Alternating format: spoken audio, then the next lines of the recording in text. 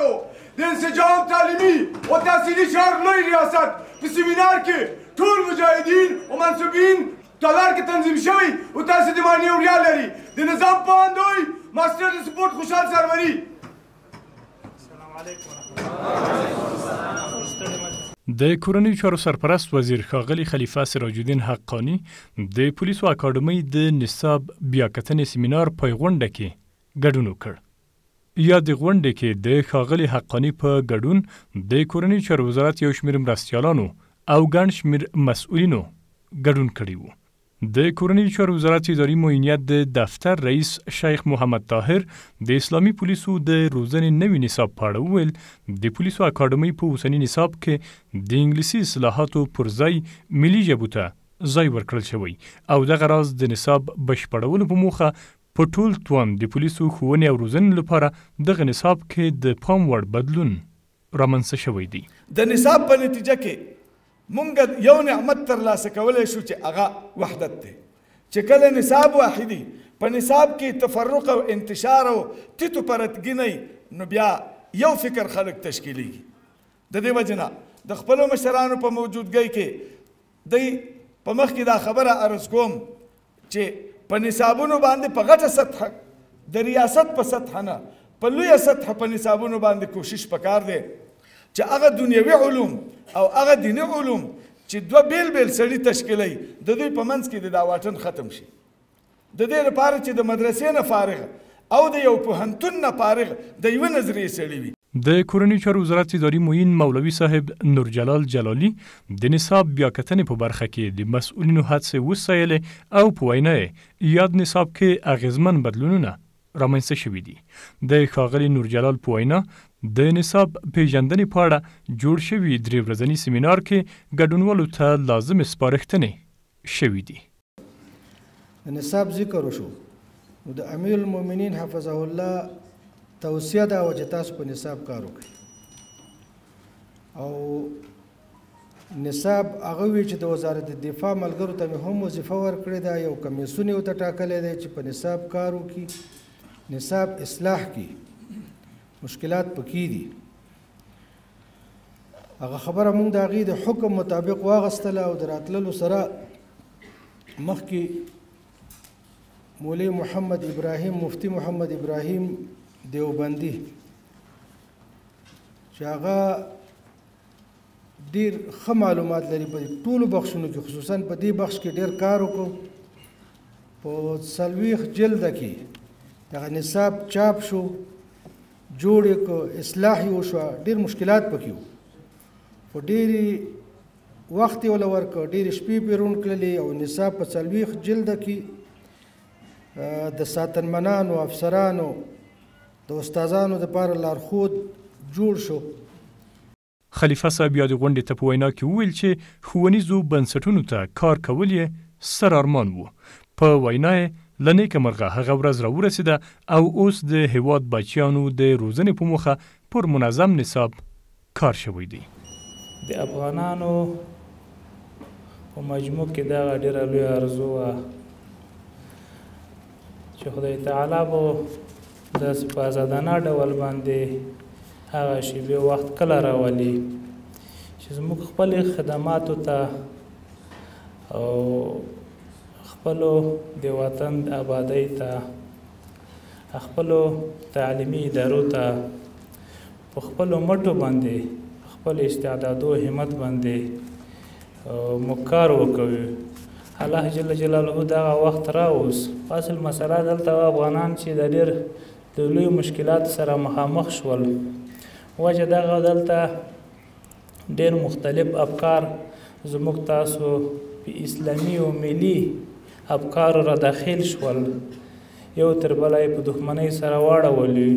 یو تر بله یې موږ تاسو په هغه اسلامي او ملي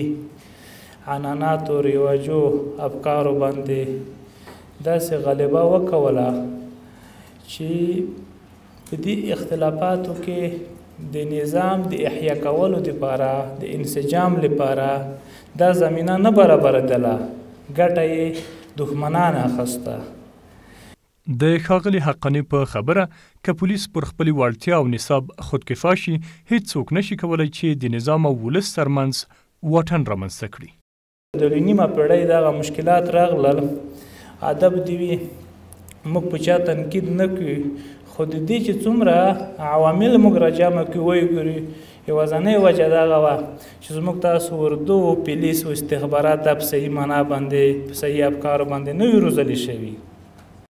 سرپرست وزیر د تیر شل کلن جهاد قربانیو ته په اشارې سره وویل چې د یاد جهادي بهیروینه که راټوله شي د قوشتېپې کانال د اوبو په څیر به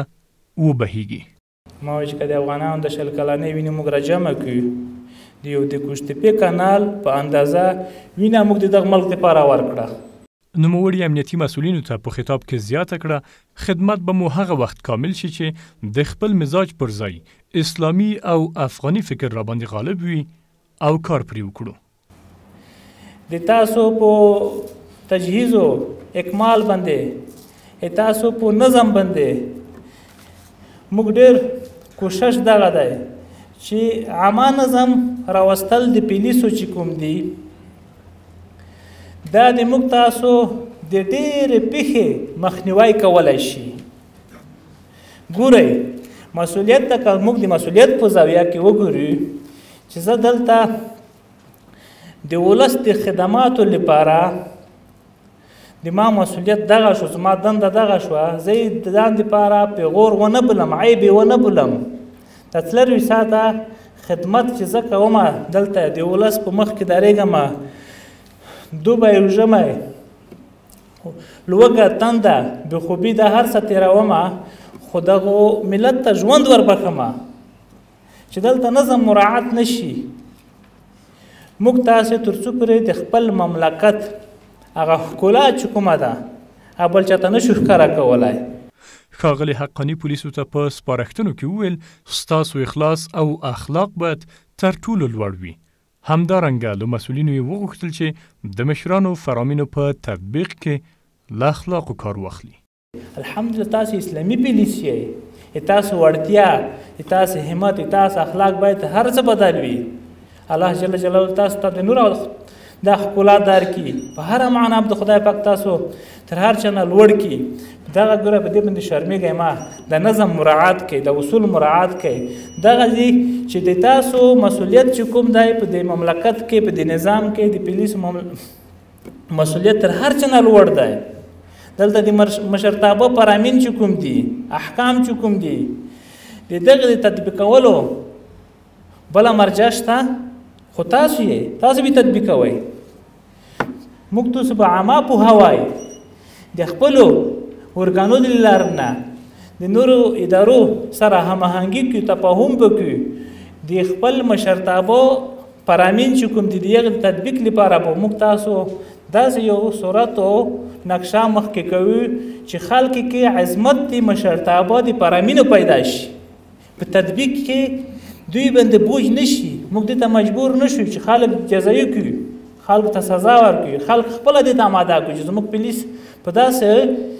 اخلاق باندې روزلی شوي دي، په داسې افعالو اقوالو باندې تربیه شوي دي چې په نفس په لیدلو سره خلک تطبیق د فرامینو ته، تطبیق د موږ تاسو شرعي اوامرو ته، فرامینو ته دې ته د خپله ژمند وي.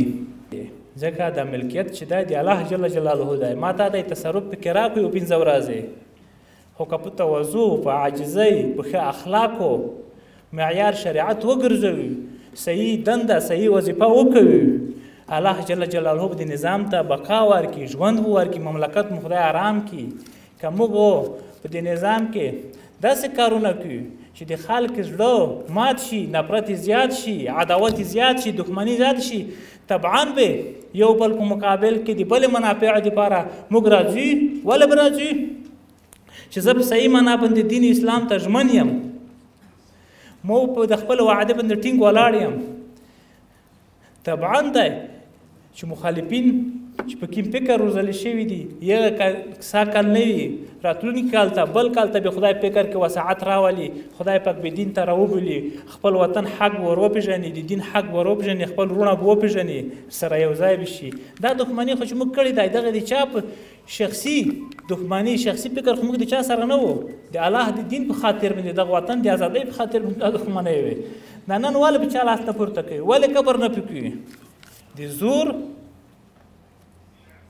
خپل ځای و او اوس چې دی زه خدای زورور کړم خو دې ته نه یم زورور کړی چې په خپلو دوستانو زور ووایم دا زور چې ما ته خدای راکړی دښمنانو دپاره یې راکړی دا قبر چې خدای راکړی دی دښمنانو دپاره د خدای دا قبر راکړی دی نه په خپلو وروڼو باندې به موږ قبر نه کړو په خپل ملت به قبر نه کړو موږ به په ځان کې کوم صفت پیدا کوي محمد رسول الله والذین معه اشداء علی الکفار رحماء بینهم